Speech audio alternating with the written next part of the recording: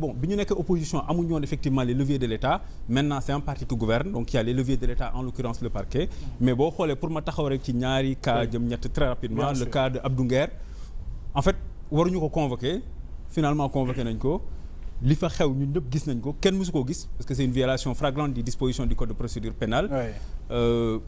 bon magistrat bi def na lu ko neex bon ñun d'habitude nit ñu formé ak ni ñu nekkee jàpp ne ay républicains la ñu am na foo xam ne duñ fa mën a yegg mais daal bon ku ne gis na daal li xew pour un mois c'est une détention punitive di saluer aussi le travail par contre des avocats de Abdou Nguer parce que ils ont def nañ li leen war mooy maître El Hadj Diouf maître Baro ak ñeneen ñi ñu àndal ils ont saisi le bâtonnier nga xam ne mooy seen kilifa saisir le premier président de la cour d'appel article 385 bu code saisir le premier président de la cour d'appel nga xam ne peut-être moom moo tënk magistrat yi loolu la ñu war a def foofu lañ ci mën a yem et je salue cette décision responsable xam nga 2021 ba tey coow avocat dafa bari coow droit gis nañu façon avocat bu ne ñii di dénoncer di sosal seen i consoeurs ñii di tëb di dal ñii di feebar lu enfin di nekk ci ay fauteuil roulant et cetera mais on a vu des avocats yoo xam ne wanewuñu forcément dignité hauteur ak décence donc il faut quand même saluer li avocat Abdou Nguer di def di ko wax ne bu dee mu ngi ñuy seetaan li ñuy def nii c'est juste pour le casser boo nekkee régime boo xam dafa la bëgg a casser le premier aspect bi ngay gérer mooy ton moral c'est extrêmement important c'est très difficile ñu lay caler tous les jours et puis nga nekk xale bu ndaw moi c'est ça qui me chagrine aussi Abdou xale la quoi moi je ne veux pas que des adultes s'acharnent sur un enfant comme ça bon bàyyi seen i doom seen i kër balaa ñuy tëdd gis leen bu ñu xëyee bàyyi leen seen i kër bon jël doomu jàmbur di ko kali c'est pas bien c'est le cas de Modou Fall man maa ngi foofu bañ ko convoqué à Faidherbe c'est le cas de Farba Ngom nga xam ne 3 équipes de médecins yu différentes nee nañ kii mënta nekk kaso bon finalement ñu jàpp ko li Pastef wane comme incapacité pour régler les problèmes des citoyens ci wàllu économie ci wàllug état de droit bon mu ngi attaquer les libertés pour tiital nit ñi sauf que le Sénégal c'est un pays boo xam ne ñu ngi voté depuis la deuxième moitié du 19e siècle sénégalais yi dañoo bokkoon 1789 ñoo xam ne dañoo yóbbu woon seen i doléances 1789 révolution française bi mu amee sénégalais dañoo demoon yóbbu seen i doléances ne ñun lii lañ bëgg ñun la colonie du Sénégal jóge Saint-Louis donc c'est pas un pays boo xam ne mën nga leen tiital mën nga leen xoqatal ils vont se fatiguer sénégalais xanaa nga rey leen ñoom ñëpp te jàpp naa ne duñu fa yegg mais ils vont continuer à parler à donner leur avis. sa frère de parti Farba wax nga ko léegi procédure bi ñu yëkkatee beneen levée immunité parlementaire am seetaan nga ko ñu ci bëri ci yéen da ngeen jàpp ne dañu nekk di acharné wu ci kawam est-ce qu'il y a des éléments qui montrent cela. dama gis seen benn confrère boo xam ne lu ne wax nañu ko depuis 2 ans ne moom finalement lu ne wax na ko Farba Ngom mais finalement Farba convaincre na ko seen benn confrère il est là mooy boobu la et donc sur Farba c'était 125 milliards lañ ko doon toppee soi-disant bon finalement ñu mujj ne da doon seetaan ay vidéo da doon superviser ay chantier et ministre bi dem ba ne feebarul parce que am téléphone c'est comme si fii nit ñi dañ leen di opérer sax bu ñu paree ñu yor seen téléphone à l'hôpital di wax ak seen i mbokk ak seen i nawle donc le rapport que la ministre fait entre ku yor téléphone ak ku feebar je trouve ça hallucinant moi je ne sais pas où est-ce que ces gens ont appris à travailler ou d'où est-ce qu'ils sortent bref pour dire que Farba balaa muy dem bi ñu ko convoqué dafa yóbbu woon dossier médical balaa ñu koy jàpp da ko yóbbaale bi ñu ko convoqué wane ne dafa tawat quoi bi ñu ko jàppee effectivement benn médecin ñëw ne kii dafa tawat état méngoowul ak kaso juge bi ne xëy na gëmu ko juge bi il est dans son droit ñu commandité une autre beneen diagnostic ci beneen étude beneen yeneen médecin ñeent xaw ma juróomi médecin dem ci ay professeur d'université ñooñu ne kii état méngoowul ak kaso nañ ko bàyyi bon finalement ñu décidé dañ ko fay bàyyi en violation de toutes les règles qui régissent au-delà du code pénal du code de procédure pénale qui régissent même l'état de droit ndax le premier droit dans une société civilisée c'est le droit à la vie c'est le droit à la vie avant ngay wax ay droit de circuler droit d'agir c'est le droit à la vie donc finalement ñu maintenir ko kiñ ko jàppandooloon ñu génnee ko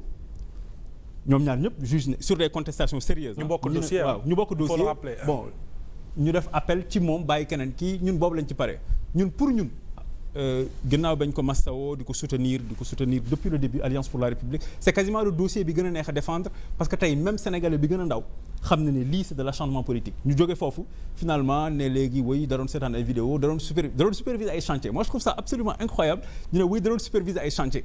bon écoute et puis voilà on part de 125 milliards à des vidéos et des supervisions de chantier bon que je pense que bu jógee bon et puis ñu violer ay droits am jël ko garde à vue et cetera léegi nee na dinañ l'immunité parlementaire je pense que bu génnaati ci lii ils vont dire peut-être que dafa soloon yére dañ ko fekk mu sol yére c'est pas normal donc il faut qu'on le moi je ne comprends plus mais en tous les cas tous les Sénégalais voient ce qui se passe que c'est de l'acharnement sur la personne de Farba Ngom et Premier ministre ba demoon na foofu des campagnes ne kii dootul campagne dinañ ko jàpp donc finalement tout le Sénégal voit que c'est de l'acharnement sur Farba Ngom qui est maire, sur Moussa Bocar Thiam, je pense que Fatima wax nga ko sànq qui est maire, Moustapha Diop qui est maire, Sophie Gladima qui est maire, Mansour Faye qui est maire. Donc ñu dëgmal ci ay élections municipales. Donc on voit que finalement c'est des gens qui détestent la liberté. Le Pastef même seen biir boo amee une position divergente dañu lay xëy di la saaga. Donc c'est des gens qui détestent la liberté, qui détruisent le pays, mais ce qui nous rassure c'est qu'ils vont s'autodétruire eux-mêmes. Très bien. Alors suñu la déggee en résumé tëggin wi nga xamante ne moom la ñu nemmeeku ci doxalinu justice bi da nga jàpp ne y a 2 poids 2 mesures déjà sur le cas de Modou Fall gis nañ ne wax na mais li mu wax daanaka ñu bëree bëri wax nañ ko ci plateau bi gis nañ également quelqu'un d'autre comme membre ci République des Valeurs wax dañ ko jàppoon ne ko dafa financer ay étudiants alors ba ñu demee ñu bàyyi ko daanaka Modou rek moom moo des actuellement ci prison. Bon Modou biñ ko seetee Ahmed Ndoye je pense que wax na ko ci Nafissatou seen émission bi nee na man maa teggi natt bi loolu la wax man dem naa fa ci ngoon gi je l'ai trouvé très serein très rigolo muy retaan. Seeti nga ko. En fait oui seeti naa ko bi mu nekkee fédère man ku ñu jàpp rek man dinaa la seeti parce que bon c'est comme ça parce que moi je crois fondamentalement mais dinaa ci ñëw après je crois fondamentalement aux libertés mais loolu dinaa ko développer ci kanam donc Modou Fall son seul tort c'est qu'il travaille avec le groupe des médias c'est qu'il tient des propos yu am solo nit ñi mu ku mën a wax na ko am fasaaxa denk ndongo daara et puis dox lu bari ci àdduna donc xam lu bari di wax loo xam ne mu ngi dugg ci xolu sénégalais et puis dëgg lay wax quoi man Modou Fall bu waxuloon loo xam ne dëgg la man du ma ko jàppale parce que man même bu ñu bokkee parti ngay déborder am na yoo xam ne man du ma ko soutenir quoi mun naa noppi nag mais man su ma koy défendre c'est parce que vraiment c'est quelqu'un moi que j'aime beaucoup écouter et puis son seul tort Fatima c'est qu'il travaille avec vous et que ces gens se lèvent tous les matins en regardant ce que vous faites toutes vos émissions et que ku ci am sax wax bu xaw a ambigu dinañ la jàpp et am na fu mu commencé mais pour ne pas vous rassurer en fait finalement du fi yem ils vont continuer à s'acharner sur le groupe des médias d'ailleurs am na benn point de presse ou conférence de presse bu fi amoon seen équipe dem na fa ñu dàq leen ne duñ fi dugg et je pense que là Bachir l'a dit c'est la responsabilité des journalistes yu fa nekkoon parce que moom bi muy nekk si rédaction yi loolu bu amoon yeneen journalistes yi dañuy dem et je pense que dañuy génn et je pense que aussi il faut à un moment donné que les gens aient le courage de se dénoncer si le régime Pastef continue à faire ce qu'il est en train de faire c'est qu'il y a des gens qui sont des journalistes des hommes politiques ay universitaires ak ay sociétés civiles en fait yu leen di jàppale ci loolu noonu mais je pense que bu doon bi ñu ko njëkkee def journalistes yëpp génn nañ dem seen ne lii duñ ko nangu je pense que acharnement bi am sur le groupe des médias bu doon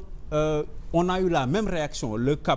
CAP je pense ça s'appelle la CAP Synpics convention des jeunes reporters boo xam naa ne foo ñu tudd leen ak yeneen parce que dama leen di suivre quoi ak yeneen organisation yi bu doon xëy na am nañ taxawaay ci bi ñu amoon ca jamono yooyu xëy na acharnement bi seen groupe bi nekkee au-delà des aspects financiers économiques publicitaires acharnement bi du am fi may jeexale na Fatima ci question boobu pour élever au-delà des cas de Modou Fall d'Abdou Nguer de Farba Ngom de Pape Malick Ndour boo xam ne c'est un cas hallucinant Pape Malick Ndour fonctionnaire de l'État du Sénégal di liggéey ANSD ñu defal ko bracelet ne ko yow bul génn sa kër donc en fait l'État du Sénégal mu ngi fay fonctionnaire am. bu liggéeyul ne ko mais bul liggéey.